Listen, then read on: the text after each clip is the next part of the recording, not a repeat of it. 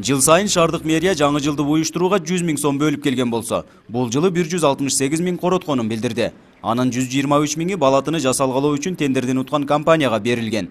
Өткөн жылга салыштырмалуу балаты үчүн карагайдын кыйылган бутактары жаңыланган эле болбосо, караган адамдын көзүнө өзгөчөлөнгөн эч нерсе көрүнбөйт. Былтыркыдай эле, дайымкыдай эле болуптур да. Анан ошону быйыл эми өзгөчө кылса жакшы болмок. Себеби мында кооздолгон нерселери былтыркыдай эле да, мисалы өзгөчө жери жок да. Мисалы башка жерлери бийигирээк болуп, дагы былтыркыдан өзгөчө болгондо 100 000 кетти деп ойлосок болот да. Деген менен облус борборуна орнотулган балаты уюштуруучулардын көзүнө түштүк аймагында кооздугу боюнча алдыңкы болуп көрүнүүдө. Анткени аз каражатка 15 метр бийиктиктеги балаты жасалгаланганы айтылууда. Бул жумуштарды Ахметов деп аталган Оштук компания аткарыптыр. Бул эң жакшы кооз балаты деп мен баса айта кетем.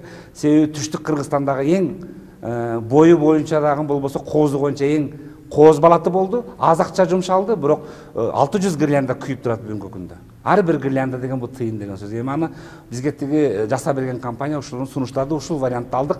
Түңгүсү да жашыл болуп күйүп турат, ичинде ак карлар ак болуп күйүп турат. Тургундар балатынын жасалгасын 20 000 сомго чейин баалашууда. Анткени ага илинген оюнчуктардан тартып балатынын чокусуна орнотулган жылдыз да өткөн жылы да коюлган. Ал эле эмес балатынын формасын берип турган темир да буга чейин эле жасалган. Мындан улам 123 000 сомдук эч нерсе коюлган эмес дешет.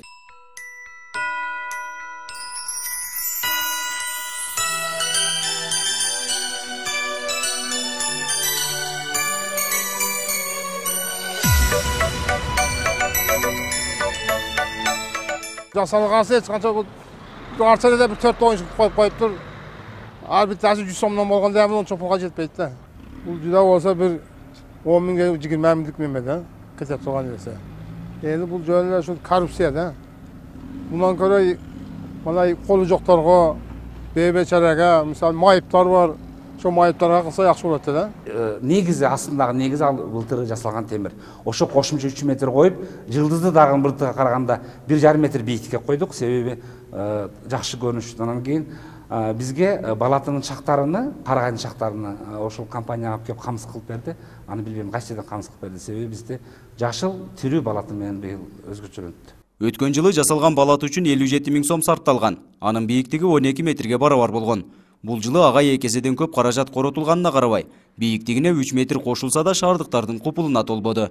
Нургазы Жайнаков, Четинч канал Баткен өкүлчүлүгү.